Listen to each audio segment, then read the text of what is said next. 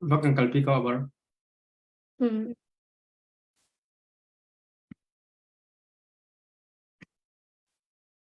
Hello, mi phun hoi dot na nan dam chiang na mo. Lungmali ministry minin nan kut kanin tlai na.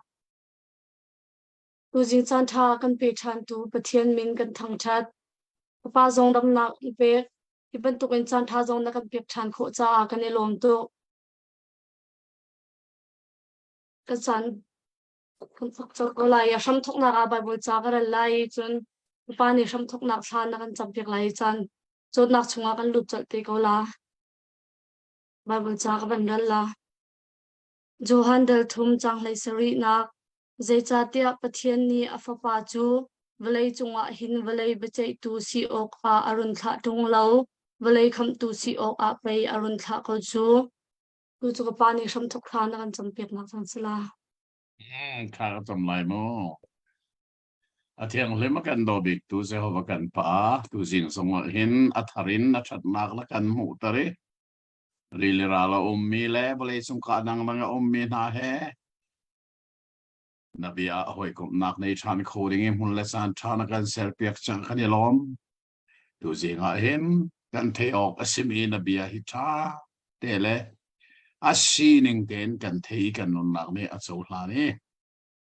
nang ma hen un sia kan thiam khonak nga o thiang tharau nang ma ni kan bom ko sun pa nak vial te tu na ta ko se Jesu menin tharan cham kan pa pathian amen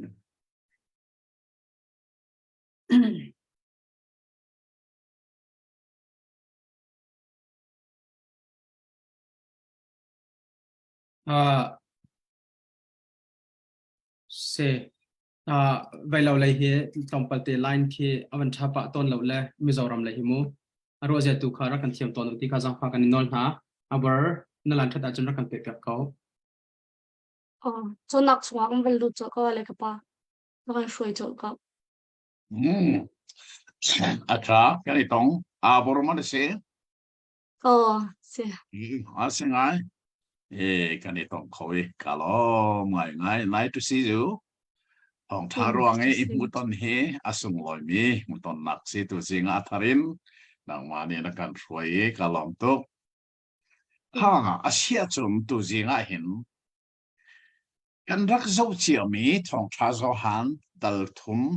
chang khat makin chang hlei ruk tiang kan kal chiana kha Fianternak nei a her cha kan man fianter lai zero nga nakaka fiantera her tia chun Zuan dal thum chang khatin chang le ruk tiang ze kan mu tia chun Jesu le Nicodemu itonnak kha ase ani tong e bia ani ruwa ha ani tonnak le bia ani ruwa mini khan zeiban tuk thei parda achwa ti mi ngal lovin kan uma chun Johan dal thum kan chon mini hin kan cha sulam angai ding zatin angai solai lo ti pan cha Johan dal thum chang khata kan mu mi chu mi pa pakhat amin dik Nicodemu ni Jesu aton zan baka avakali aton na kongkha chang khatin chang ni kana kan mu Nicodemu ni Jesu apaton tika hin asina bia pani achim nang ma chu pathian tha mi chon piak tu na se pathian ne pi khoru har to kho tu zong na se tia Jesu sina chim Jesu ne kalom tuk zong otelo kailom lo zong otelo achim ning asimi pathian bia kha chim chole mi zai man Sin chana silo chan pathian pen na mu kholai lo tia arak chim chol chubian ko de moni athai de ka akhoru har nga ngai chin atimi kha taksa shina aro chole kanu ne ka the ne upa ka si changi ke chu upa ka sino kanu po chung alu den je din arin je si kholai tia khan ale jisu chimmi shin than kha taksa irshina arwa chuju jisu ne avan thei thiam tika ni so nak zeman nei lovin cha ten avan fianteri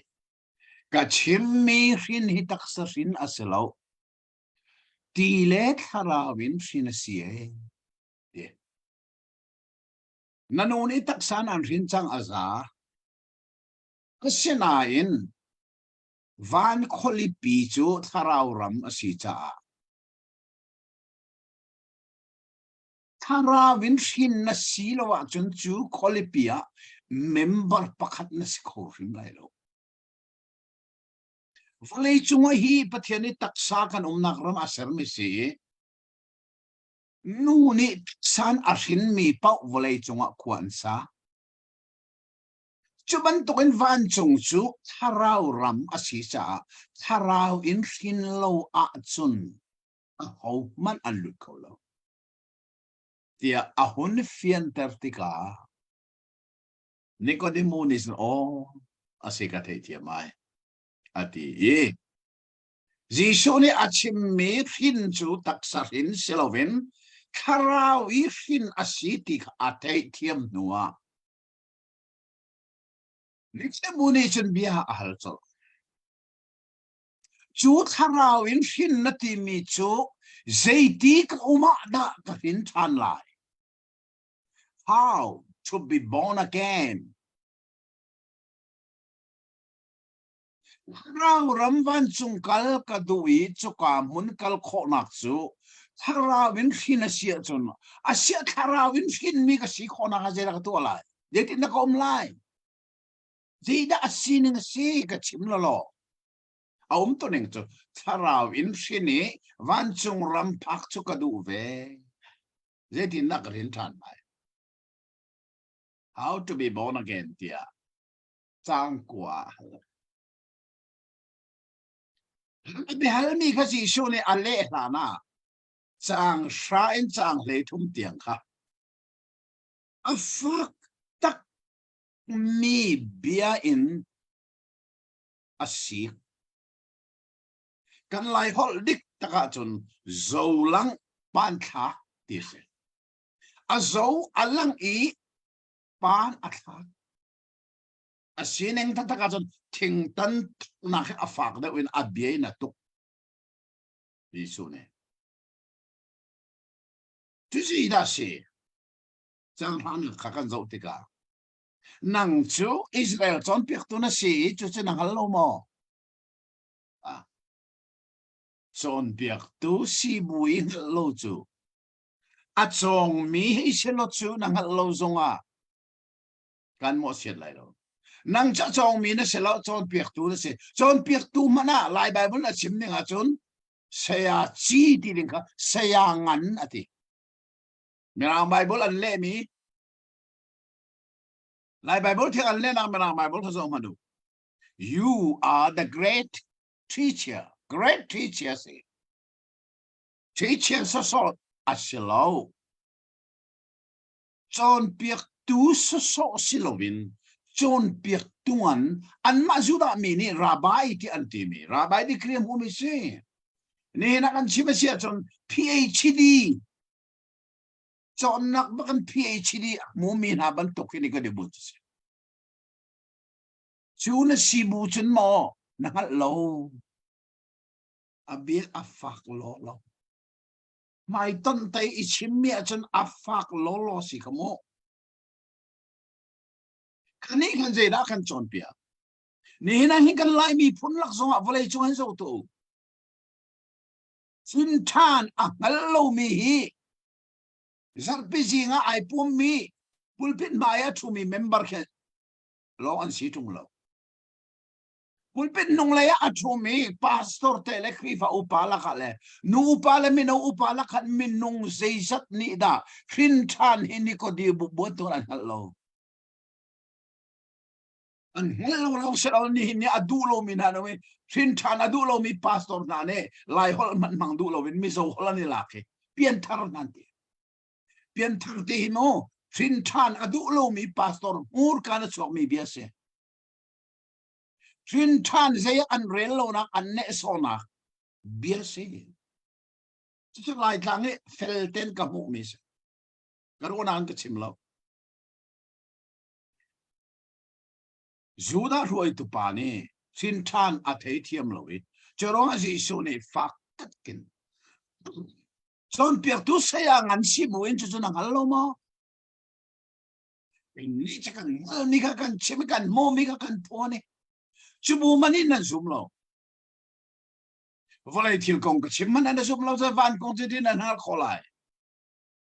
và na umi và nên arung chum mi phải đã thì lâu hi hầu đã và na khai bal cái nàng nal mo Nicodemo van kong hi hầu đã halai hầu đã và na khai ile la zia abakal du arak kiri van kong halding pakatal na ngay mo van kong ahal tu chun chu và na umi và nên arung chum mi phải sia ti in sang lấy thum tiang ka phak tak in bia in asiki behnak ale lama asik chu za chang sha in chang lấy thum kha siknak bia mirang hola rebuking words rebuke asik achim sin zai cha jisho ne angal mi zai zana asina arami pa hi mi so aselo ti angal amai abin thana chun zai tuk in da pathian mi phun juda mi chai sana lai hi pa hi ti khaji su ne angal chu sa asika hot ro aselo amale akut tange au mi atson piak mi vial de zone aru chasa chu sa sikna khi hot ronga si tanglo no kan fala kan sikhi kan hot ronga salo an zone kan ro sas jishona ni ko di mo sik kan ti ka hin mo hot sik asalo bu piak nak ruang is sik mes cái giống hay mo atu tiếng ai hen pathian ne phong so be kilven rian he akapek tika chon piak nak man lo chon piak tu hi pak en ka sikton ko ro se bak lo pum paken minung ahaw man ko holo kanong la ya UPC Samuel he kanitong amma bak ni khat akazom choi si tong se kanitong chuka zong adong le zeda chim Bible hi vai som nga tiang na chual lana chun ra katong ti la zai cha kal pi mi ka Bible ning asif em lo ti ka kal amma cha zong a akot tang om mi cha zong apoi tu Pinada om mi pa zo pisi sui mong zong ne ang zom choi nga itong se Malaysia kom chung ara ka te aralo Mizoram dara ara ka te aralo atu hi ka thei na kha Australia ama he zong itong si lo ne khat zo ka cha ka ra zo mai ton ki siko ka cha mai ton lo zo ka du lo mai ka du ka te Jisu la Nicodemo hi mai ton pakin anitongi mai ton pakin Jisu ne Nicodemo hi asik ahwat druanga silo adu piak cha asi timikan ngalabe ni chaman sik di bakin abehal na khaletol zeda abehal na kha how to be born again chung rum chu nak denga hin than chu zai tin da silai ti khal mi se chu ji so ne ar hin than kho nak deng alam avan mu sak mi chu chang hei li in nei ruk tiang ka se athat kho ning chu mo le la sikha Nicodemo na hin than kho nak denga chun mo Musad ni ram la daru la tar ban tu khan tu zani na len mi fa pa zong himu tar ka si vela chu chu ji luang ha thiên ni vô lei hi adot ran cha si e vai lam thing chungan na chai tar ka si lai na khimu pa pathian ni an do cha le kei zong ni na cha na zon ka ru cha vai lama tar ka si te lai mo ma kha kha na rin than kho nak ning chu si e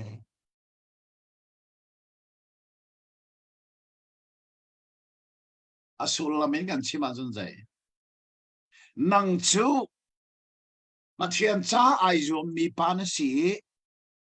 minang ni anzul lo zonga kan national be kan zul di lai tia apum ai pe mi farasi minung thong ruk la pakhat na si pathian cha nai zua khani kan rin than na an pe ko lai lo sarau rin na sanga lo dei sa sarau rin na chu nang ma ni pathian cha na tua mi kha silai lo asia da silai pathian ni na chai atua mi khana silai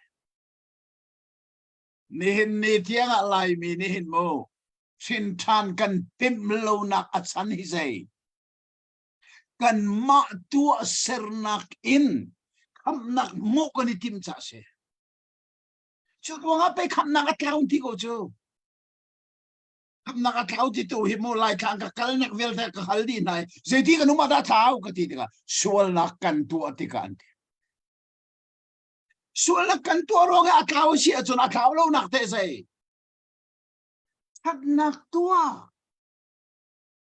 chu sa lai mi hi hin than ti mi apem lo wi kham nak mo ai tim ning hi ama ani atua mi si Nicodemo he ani lo bak Nicodemo zong nol bia zul din nak tua chatlo nak khiel than nak tua mangin akal mi pa chu chu ji shu le khal cha Nicodemo tharawen rin than chumo nang mani pathian cha na tua mi ka selo thiên ni na cha atua mi khan silai chu sei an do thing francha afa pa ngai chun hi an pe chu afa pa ngai chun ni chun mo shat ni ram la ka daru la tar ban tu ba khan na cha vai la ba tar ka sila chu avan chima chun mo Nicodemo thin lung chu atang mi lawin atla sit Sazana kan tharawen thin nak sa Zaitin na thai nan kati mo Homo kan permina kan an tu mo Ye daw relo an tina ka Nan rel mo kan rel ko Nan rel mo ha kan rel ko Dal sari nan rel mo Dalay ko na nan rel mo Homo kan perna ka mo Ping sabak Kang homo ka dira si Hazana kan Nicodemo ka arin tan mo Jisho ni rin tan na ko chimte ka kan arin tan mo ti kasi Chusu Uk na nga silaw hizo han tong ta tim asita Dal sharia kan mo Sukadal sharia chun zeda kan mu kha chang som thum la chang ni na kha za fa la ten lai ba ul theng man rel ne ko ngai tu se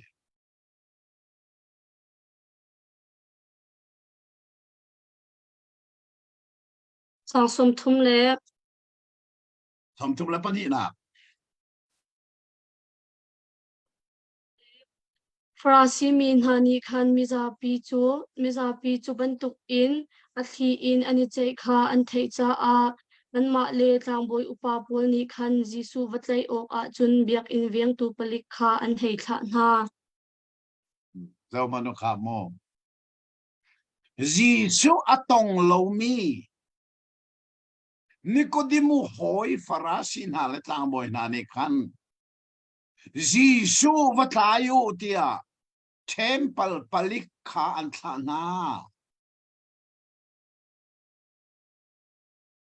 ma hi Jerusalem khoi deu puai ti mi asi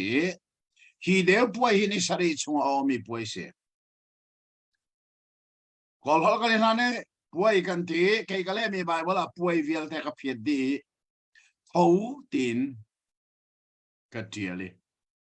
deu thou asi ni sari a oi chuka deu thou a chun Jishu chu Jerusalem ara thane a chon piak tika misa pian boy chang ani toy chang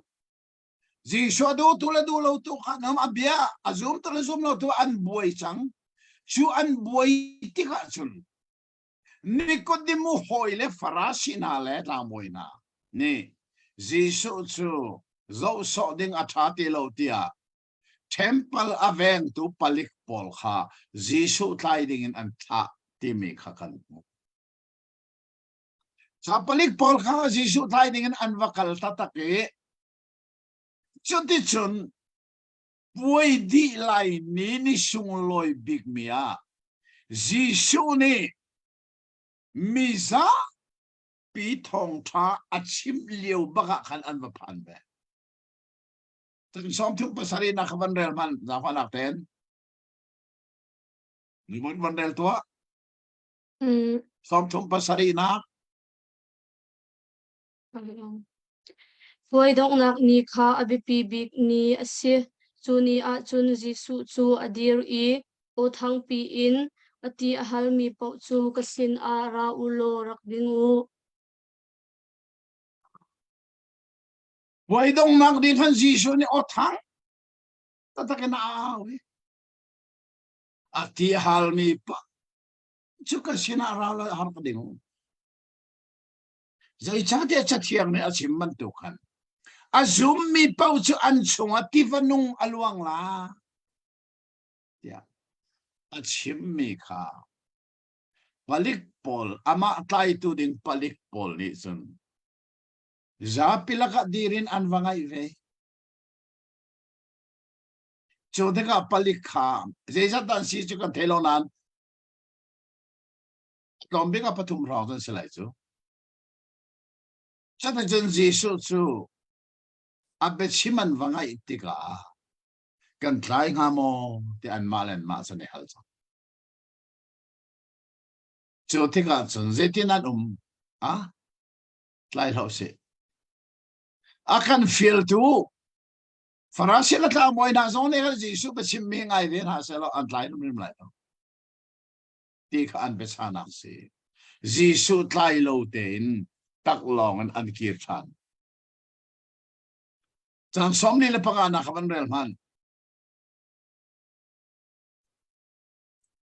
biak in viang tu palik pol kha an fakir I rangboi upa pol le frasi min hani khan je cha da nan rat pi lo tia an rak hal na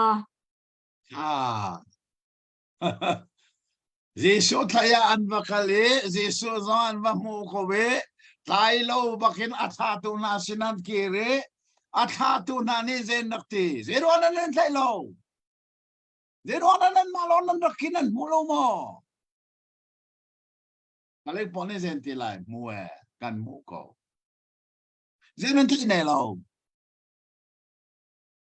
balik pol ne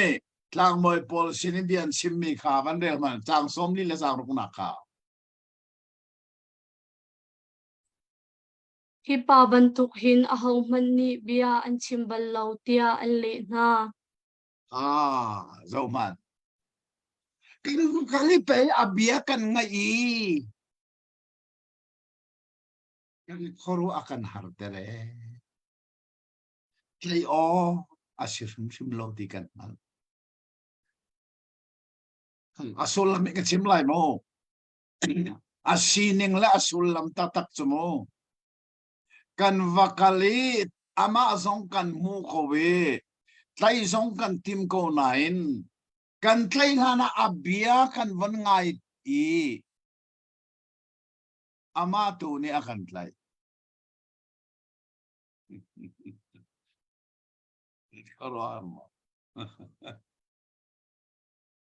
ama ni akan tlay Paul ni chen an kutin Jisu ko tlay entim Jisu ni chen akutin athazang tlay tim lo abia na tlay na abia tu na rak tlay na chu cha chun kir ko sian ti an kirti ka balik atha tu na yan lak tlay lo na pilaw balik Paul ni chipa bantukin ahaw manibian chimbalo abia kan vanga ipe ama ni abia na kan tlay chu tina chu tika farasi na ni balik Paul an siknak biya ka chang somli le pasari nakin mo somli le pakua tiang ka bandel man li sari in li kuwa tiang ka ten relo langai tu se nan ni zong an hlan ve chang ha mu kan upa sin ha se rasi mi sin ha se azum mi pakhat tal nan hal mi na an ummo thi mi zapi tham ni chun Moses nol bia kha an hal tung lo chu cha a pai pathian ni chet chu asar fom na chu tia frasi mi ni chun an ti zo tu balik Paul an siknak biya ka ten nan rel mo nan chong mo pe phang nan lai mo zena se somlil pasare nan ni zong an len ve chang na mu Jisu bia an rangai Jisu bia ni arak tlai mi na kha farasi ne chen nan ni zong an len ve chang na nan ni zong abian an tlai ve chang na nan mak palik tiang tiang in mon an zoom so no de dan chim upa sina se farasi sina se hika upati mi mo sanhedrin minung som sari bakkan se lau farasi sina se ama zoom tu pakatal na te minung mo Jisu zoom tu hi o nol bi angal lo mi mi zapi pensi ko chu kan ni nol bi angal tu farasi le san din minung som sari na ni azum tu pakan na ganong tunglo tia balik Paul chachay lakten an sikna an molo leja nol ang pek na an vakale Jisu an mulo zong selowi an muko nain tlailon an nakir so sik an puve bako te an siknak biya ka chinchyo mo Jisu zoom to mi zapi his o nol biya ngalo chase nol biya angal to farasi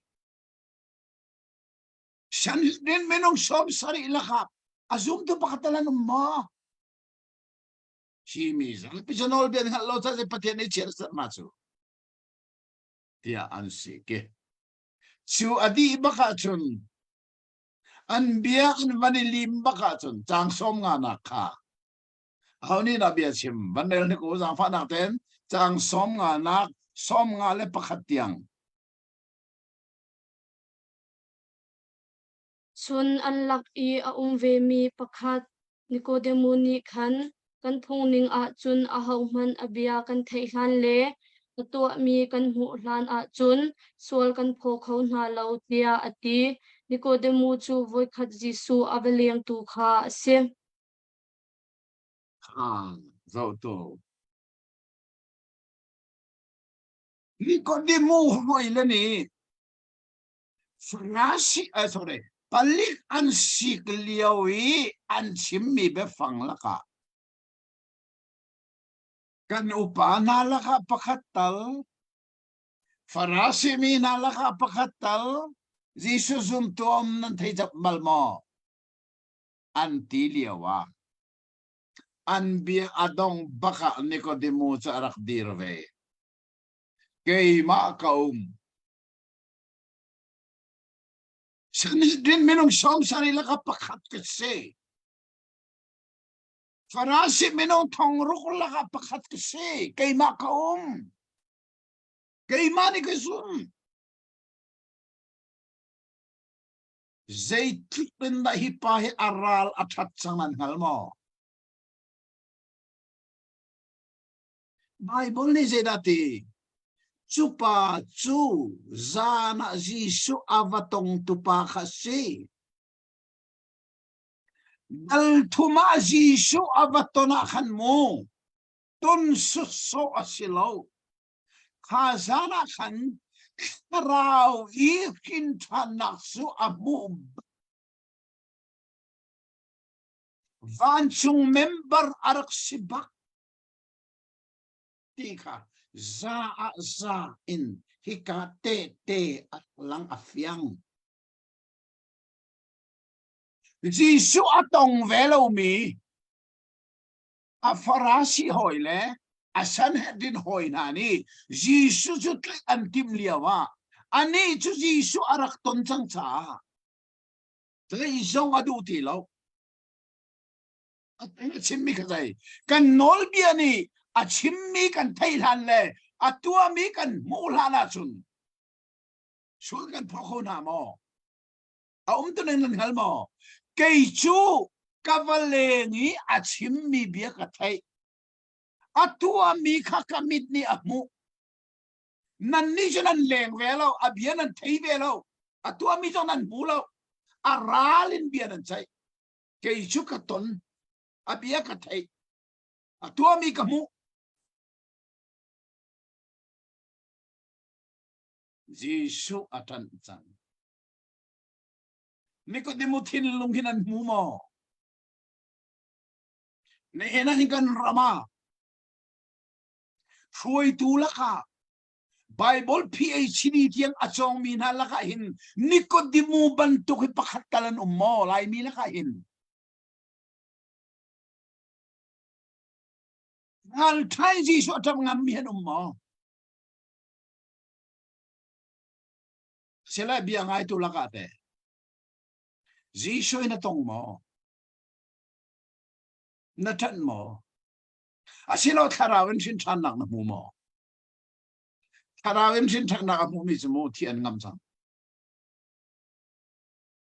menong men main zo baltilo anten ngalmi Sumala Peter ka Jerusalem antay na tazaan choy liya wakan zayti Jisu minimbiya chimdila unti mi azayti na lena kan ni ichu kan mu umilakan ngalmi chimlovin kan kaulo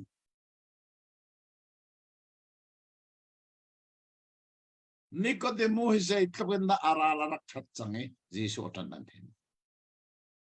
kan asyason dalay kwa kalto si dal sariso kan rel cha tengan buzang dalay kwa te dia kan mu Jisu ka antay ko zay cha tay edu tu kan tamdeo sinadin minong samsarip Jisu ko meeting an to kan taylay monte kut an khirtika minong samsari ilaka mo somruk le pariet bak ne kan taylay tay kan lutian kudan khire minong pani long kut pani long en dulo Choliawa chol pani cho somruk le pariet ni sa ante tukcha asam daw do nak susul ahaw Jesus antlay vai lamanta sa Jesus vai lamanta niya kan Nicodemus kasi tinda umlay ng Rual mo anh ấy sẽ miru mà sẽ ai in giống ha vì hậu lòng tên trầm mi à set tin ha chứ mu à mi leng khane chút đàn na cho vì hậu trầm mi lòng tên à room Jerusalem à mi room big pathum laka ai tel mi pa si tiếng à xin anh khania khan Giêsu vậy là mình ta nia ni có đi mua chứ à chút đàn na mi giống à chút không đi lâu ai na khi vui hậu in ser mi i khun giống ai thiam ti azao thiam ti lâu dây đa rùa Nikodemo ni arua mi say oh kanung lay Jerusalem ni arat masat bika zana asina kavakali kavaton liawa ama ani arkat shimmi kani hinahin mo atakinatin Musan ni ramla darula tarban to mi fapahi Walang tanah katara si Vela iti arak shimmi ka ni hina mo atin Chusa Nikodemo chu Chu thiam lawin ameleng khana ai sok lang mang amale ma khbiai ruwa sang kaboy pa nakachim mi kan hin atling tsamu ninan misual ke ma sa abay lama ta ni simo cholewa chan annu ni arak zawi ziam kan pa hitin amale ma abian sa hati Nikodemo ni annu kha ban zawi kan nu ni ka sa ko tika theitika annu sina san ralo na to ha kape annu chu arai Nikodemo sina to so pe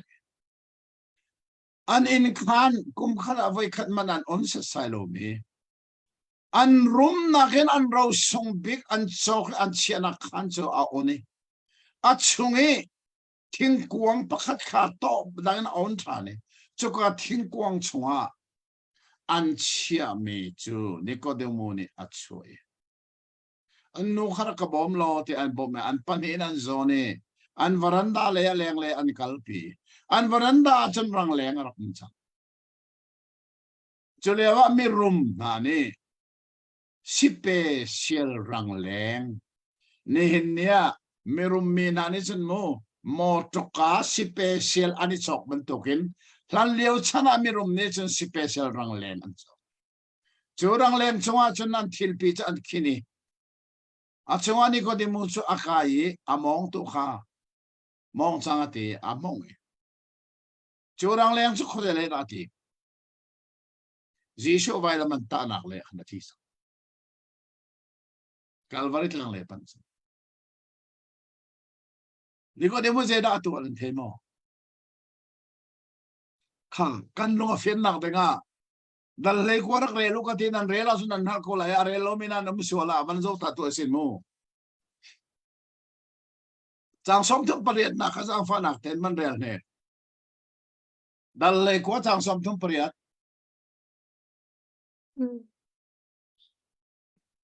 chun hu a chun Arimathea khwami Joseph ni khan Jisu ruak chu kala khong ha mo tia pilot kha ahal Joseph chu Jisu zul tu asive siman se lo juda upapol kha ati na cha a athi te long in ase pilot chun nala kho tia ati chu cha a chun avakal I avala Jisu rok ahal tu pahi Arimathea khwami Joseph si mahi pahi Luka dal kule dal thum chang som nga na rela chun Yedan chim lai ama zong hi Sanhedrin minung som sari laga pakhat asibe chu chada ko Jisu he kan Thailand ma Thailand lo te meeting an tu lewa adu thai adu minan ko thero anti som rukule pariat nen thire adu lo minan ko thero anti pani long katinak si chu ada se Arimathea khwami Joseph le Nikodemo long long nen du lo Sanhedrin minung som sari la som rukule pariat nen du pani long nen du ti lo Hi Joseph mo mi rum tatak asive ma zong rom choza nen mai za mi pasi ama ani hin Jesu ruak he hal la selomo Jesu kha arwa kha mai lama la bak lai lo lang ta nia asan e di ko lai dei sa rom chau za ni vai laman ta mi ruak lak asiang ti lo sian lo mi si cha hala hau Joseph ngel chel kha arak umi ama bak ni baila sina hal tika Romnian mai za mi pa se bala ko ti mai lam chu Jesu ruak sala kha sila chan som thum le pakuana kha ban rel ne tha te ngai tu se Jesu ton ok a zan I arakal mi pa Nicodemu zong kha Joseph sin a chun akal I ji hui pong zakhat luk murale alesto mi kha aken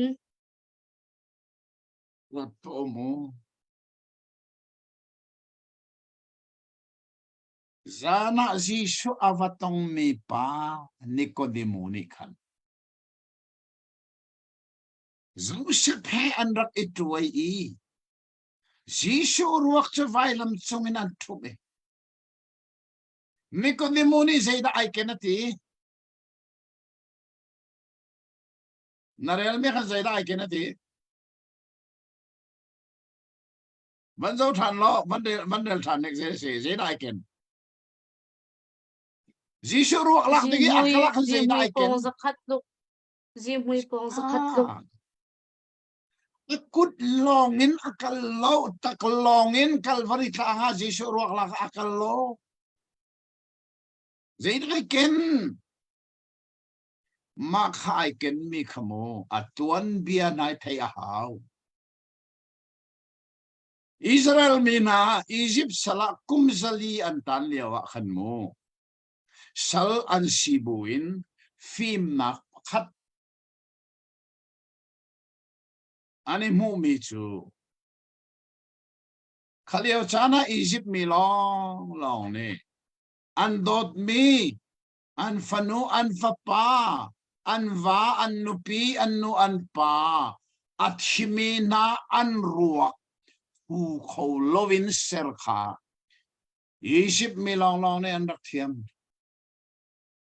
chu cha pyramid lung pi ti mi volai chunge khorwa har pasari lakha ai tel mi pyramid na himo an mi ruak thu kho lowe an sianak mona city khape pilau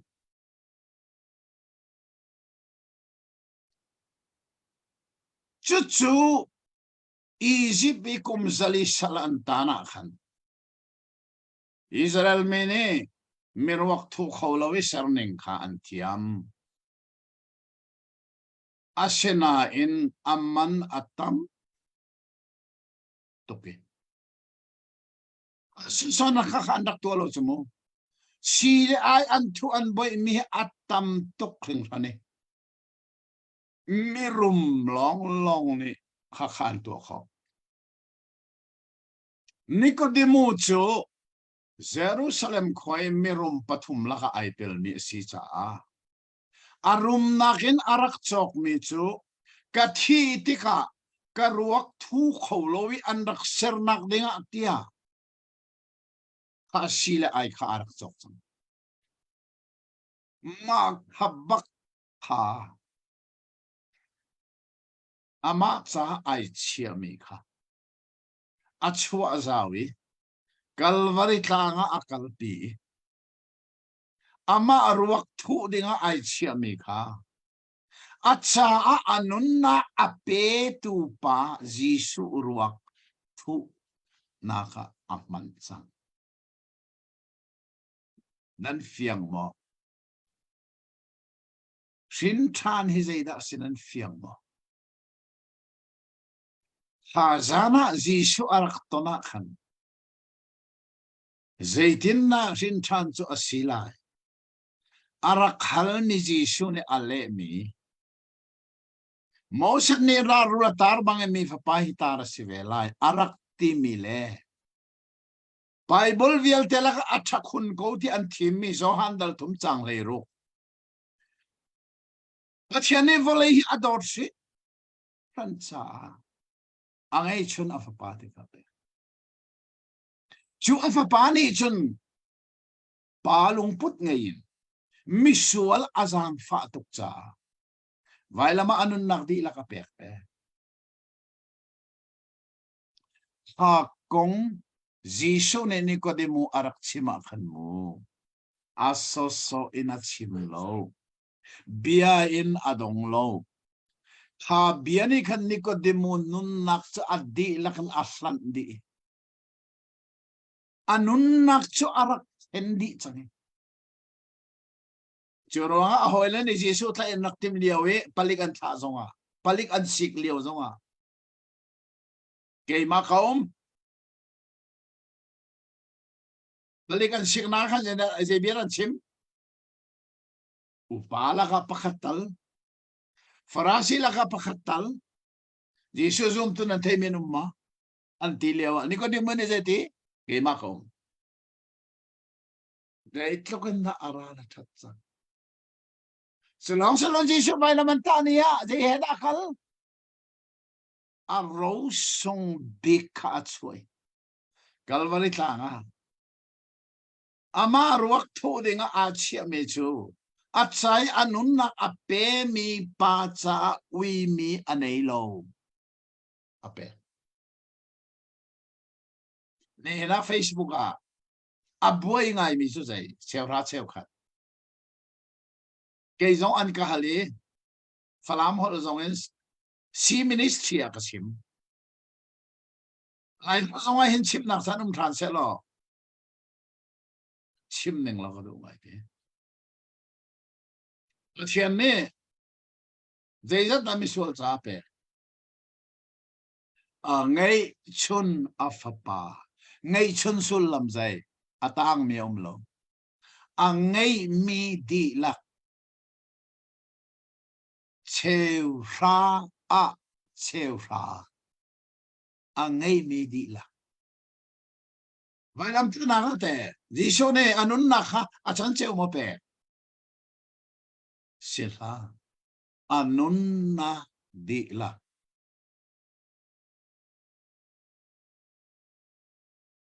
chu pek mi ka city sa nangal mo angai mi di lak akan petu ni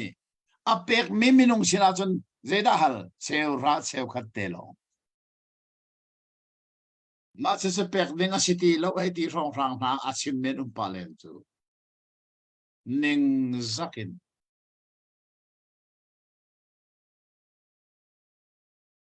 hatin chu sa chun pathian dot na khimi ni angala chun aro sung big peki zang ram loin sian lo na ngei lo en apek kho ti Nikodemo no na hin felle fiang ten kan pumisi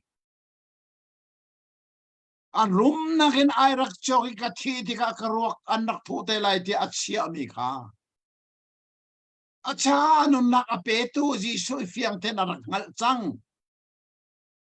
chu cha chun aboy pa ruak thu dinga apek mura le aloi chomi pong zakat he kalvarit lang akal don mi ule naw tha zo handal thum chang khatin chang le rukhe na fiang mo rawin shin chan na fiang tak tak mo ke zong hi mo thong na sa ko le som ruk le pakwa kuma October thlan le nga sana Jisu ni Nikodemo sina arak chimmi Moshe ni darula tarbang mi patar sila timi thong chahi garak thai Zuhan dal thum chang le rukhi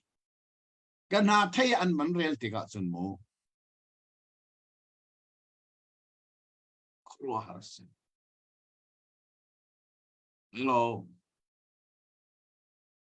Machu kanun nak le angal tika chun so man Atu chu kum som ngala kum ni ase ating changai Patien to nakarak ngal liawan kum le riat long kasi kum lay riat su merane teenage antimi kalon rilo teenage long karak sive kum lay riat so ka se da kanun na ka ka chaya nun na ape thi ra thena tho than mi jisu cha ka chan tha ka pek lai ka no liao chan vel te ka pek ha ka ti ka ke bakin matupia oi li ka phan don bakin ka phan kan lei he thun lei he ni lei li ni ka rau ton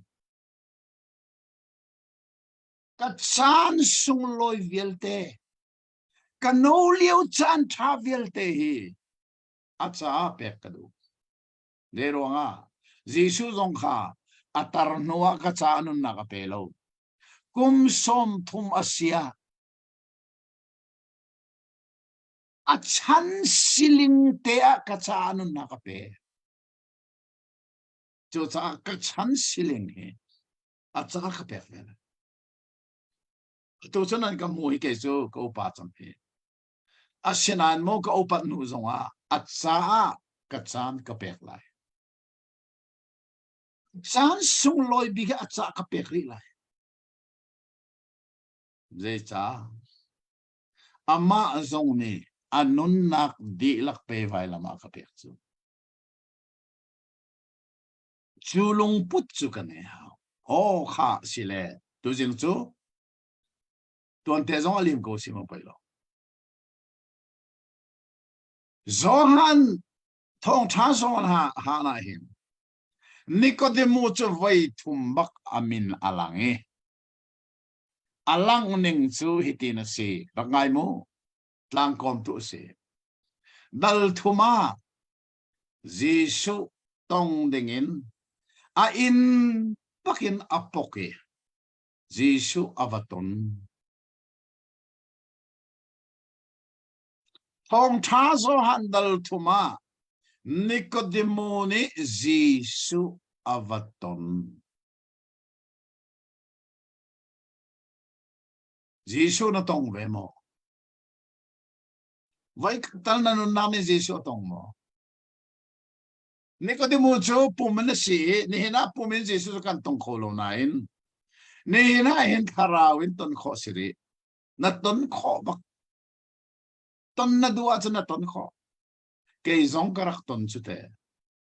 thong khana sa kola sam lokla pakwa kuma pe october thla karak ton chu na ton kho ve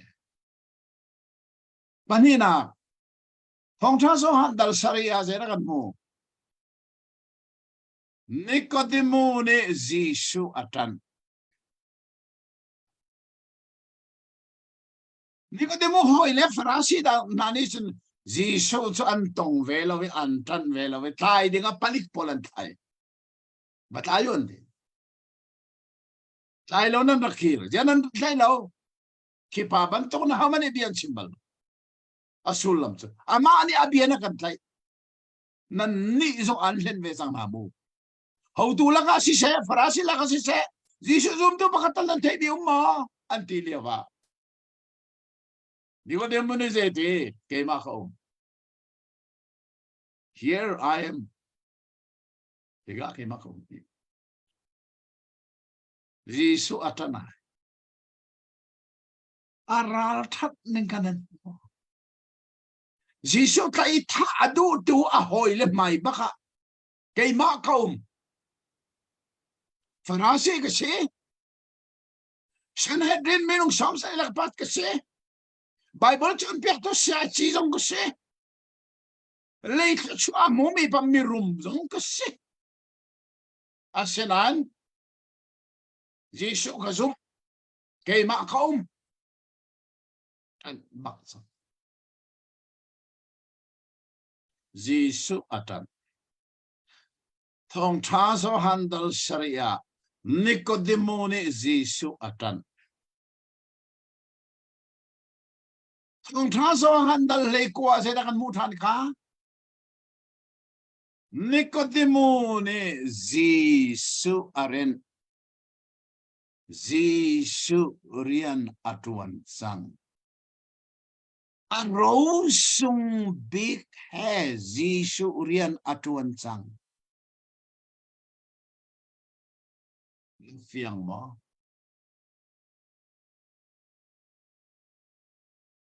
dal thuma Giêsu aton dal sharia Giêsu atan dal leikwa a Giêsu arian a râu sung big he Giêsu riêng atuan dengai tu una Nicodemo mangin Giêsu na tong chang mo Giêsu hin na tran tak mo nanun nak ni Giêsu hi na ngay mi chan sung loi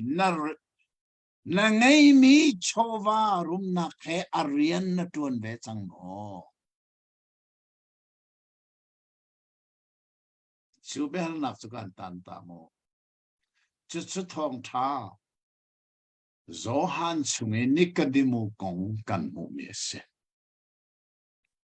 Giêsuกันตัวนี้Giêsuกันตัวนี้Giêsuกันเรียนคนนักหาริงจ้าปัทยานเน่อัธเรนทศนากันเปกๆก็เสอาเมน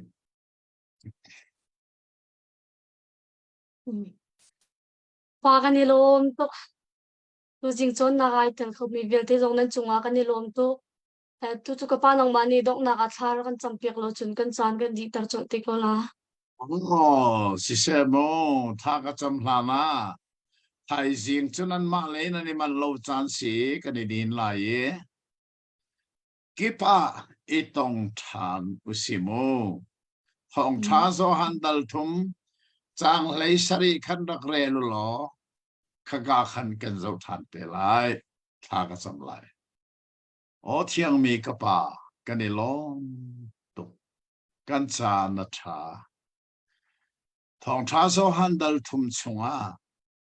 Juda ruai tu Nicodemo ni Giêsu aton nak le Thong tha zo handal saria Nicodemo ni Giêsu atan nak le Thong tha zo handal le kwa Nicodemo ni aro sung bik he Giêsu rian atun nak kong thong tha na kan thei tar kan ni lo ni a thei tu vial te ni hin Giêsu kan toni kan trani Giêsu hi kan ren khona ka ding cha thua kan chua piak ram ko nabia hoi kom na nei chan ding itim lam na kan nei chan mi song nang ma ko da kan bun chan sun pa nak vial te na ta si ko se Giêsu minin tha kan cham kan pa pathian amen ka pathian ne จะช่วยเป็นอาเซียนดีลักเอ็นบางทรามู